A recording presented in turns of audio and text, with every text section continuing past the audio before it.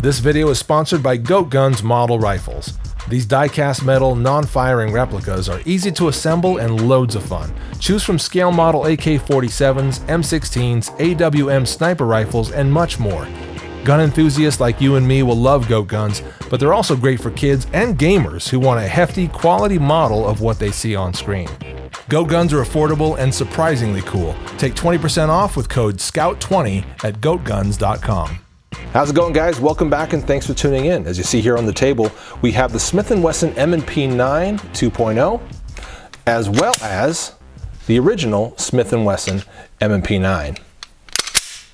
At this point, I would say, in regards to both of these guns, they are proven. They are absolutely proven. This guy, for a long time through police use and civilian use. I've had it for several years now and it's seen thousands of rounds. This guy is a little bit newer in my hands, hasn't seen quite as many rounds, but I've shot it quite a bit. And I'm seeing that it's just as reliable, just as durable as the original M&P. So as far as if you have any question about whether you should buy this guy, there's really no question anymore. But I do think there is still a question about how much better this really is as compared to the original. Some of you guys out there are seeing maybe sales on this one right here, maybe trade-in sales and things like that on the original Smith & Wesson M&P, either 9 or 40 or 45 or whatever, and you're saying, maybe I should just get this one. You know, I could spend a little bit more and get the 2.0, but is it really that much better? I could just get the original and maybe that will satisfy my needs. So I want to explore that question and sort of talk about my experience with these two guns throughout this video. And I guess this will serve as my, official review of the M&P 2.0. Is it really that much better than the original M&P? Let's get into it.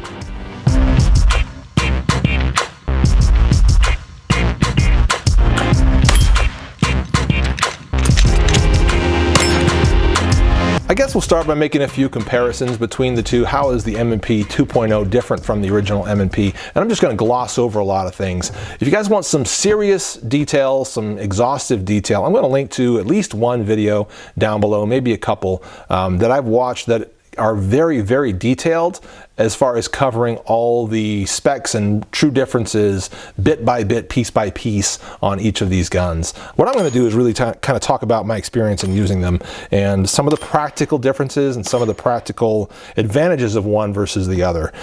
So let's get into some of the obvious stuff. So they both have the same sort of serrations here at the rear of the slide, which are very effective, work really well. The original M&P, however, does not have any slide serrations there at the front.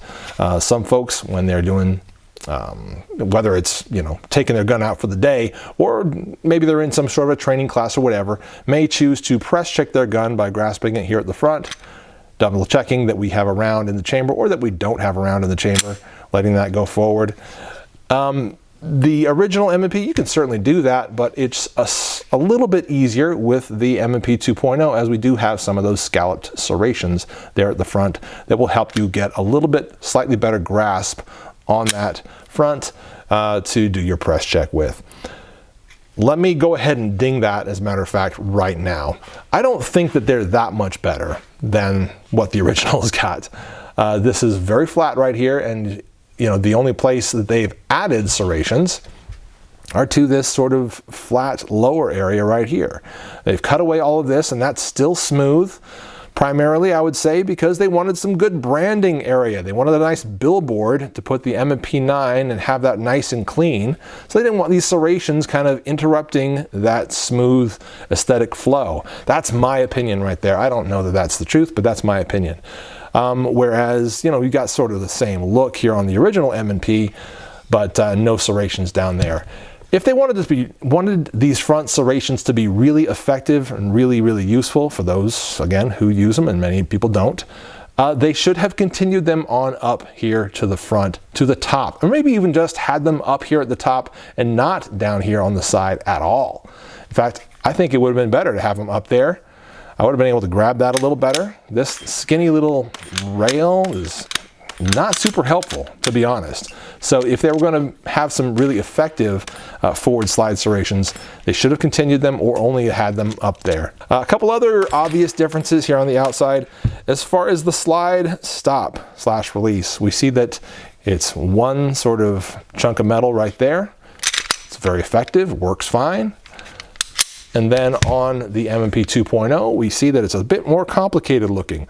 What I understand of this is that this piece, perhaps I haven't taken it apart that far, but I think that this gives some spring tension to the slide stop to help it stay up a little better.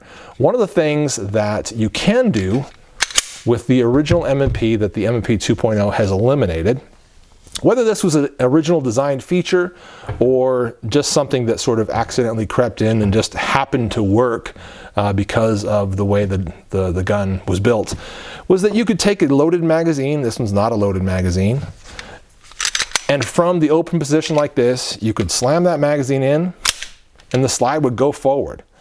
Okay, so my wife actually loves that characteristic. I'm not going to call it a feature because, again, I'm not so sure that it was designed to do that, but she loves that characteristic because in a class, a shooting class, a training class of some kind, it helps her get through malfunctions, get through reloads and all that stuff faster than she would otherwise.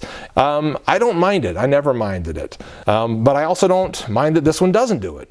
Honestly, from kind of a muscle memory standpoint, it's probably better to not have that feature because many other guns I might choose to shoot or pick up or have to use won't do that. And again, if I train myself to expect the slide to go forward and I happen to be shooting a gun that doesn't do that, now I'm in trouble, right?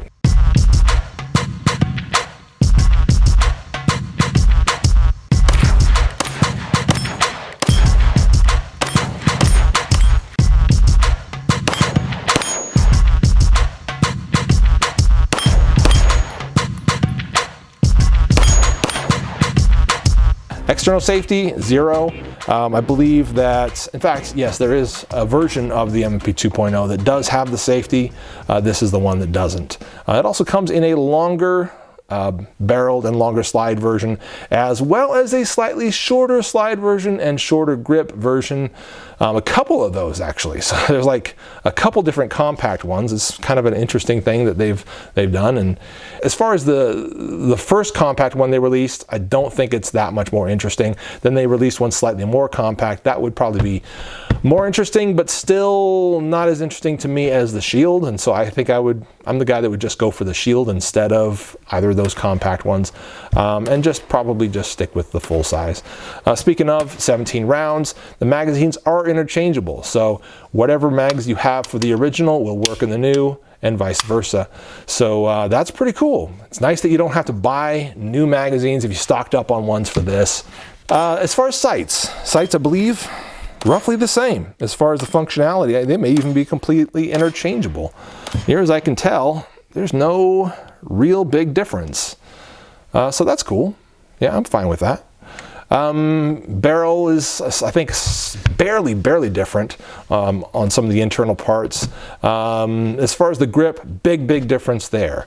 So you can see aesthetically it follows a lot of the same kind of lines, which I'm really happy about. I think it had some great aesthetics to begin with, and they carried most of them over into the new one, simplifying it a little bit, making it look a little more tough, actually, in my opinion. So they got rid of the extended beaver tail. It works fine. It doesn't really bother me, but yeah, I've never had any issues with it, and yeah, whatever. However, we've got no extended beaver tail now, and that works just as well. So I'm honestly, I guess that's not really a pro or a con. Again, I'm fine with it either way. But the grip itself is pretty different in the texture. And this is what I want you to take a close look at here. All right, let's just flip them around this way. How about that? The new M&P 2.0 has so much texture that it is literally like sandpaper. Whereas the original, more like couch leather or something. Still feels nice in your hand, but it's not, by this standard, it's not grippy at all.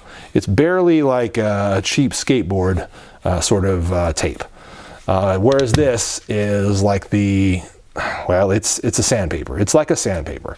So there's really no point in putting on any sort of sandpaper grip, because they do it all with this guy right here. Now, is that a good thing or a bad thing? Yes. Actually, yes, it is both a good thing and a bad thing.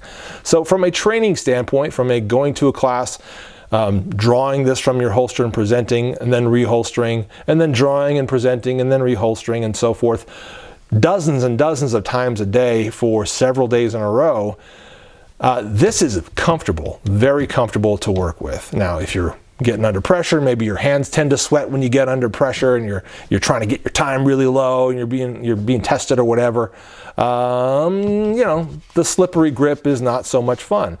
So adrenaline, you know, and all that stuff, nerves, make the slippery grip kind of a problem. This really grippy grip is very helpful in that regard. Okay, you're going to hold on to this no matter what. It is so grippy, your hands just aren't going to go anywhere. So as far as nerves, as far as adrenaline and so forth, there's just no way you're going to accidentally drop this thing. It's like it sticks to your hand, it grabs onto it and doesn't want to let go.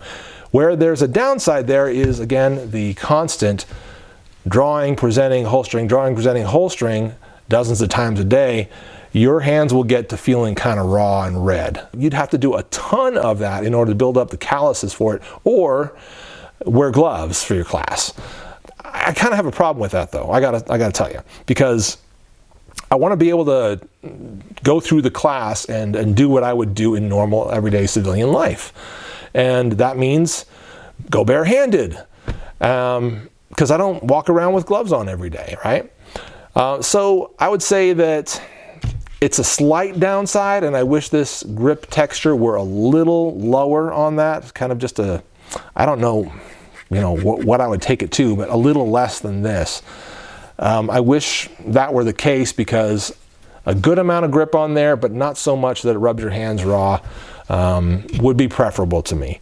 I don't know if I wanted this slick. You know, I would almost want to put some kind of a tape on this, or wear some sticky gloves while using this. And that said, my wife loves shooting it, has shot it a lot. I've shot it a lot, friends have shot it a lot, and have never had any issues with it.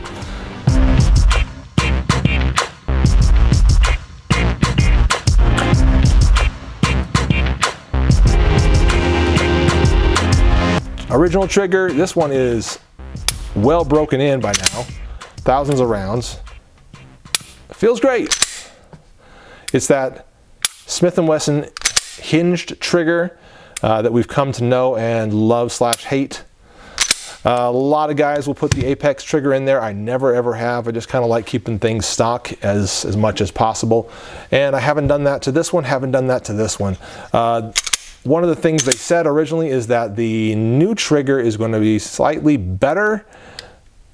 It is slightly better, but I would say only slightly. It's not a huge improvement. So I do like it a little bit better. And if I had the two to choose from, I would say I want to shoot the 2.0.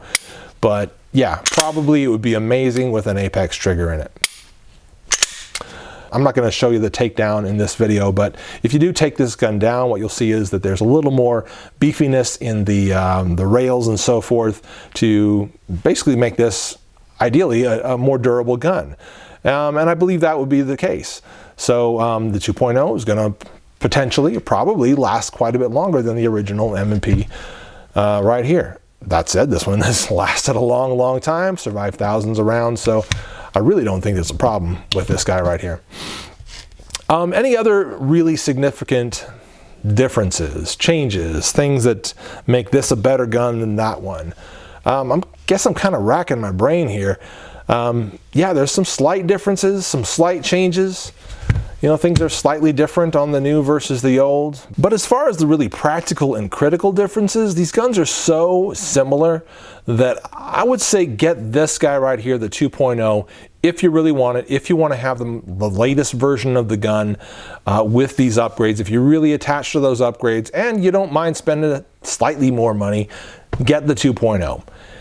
If you don't care about all those upgrades, and I think that some of them are a little bit superfluous, like this guy right here, as well as a little bit of a downside depending on your situation, then yeah, you can definitely go with this guy, particularly if you want to save some money.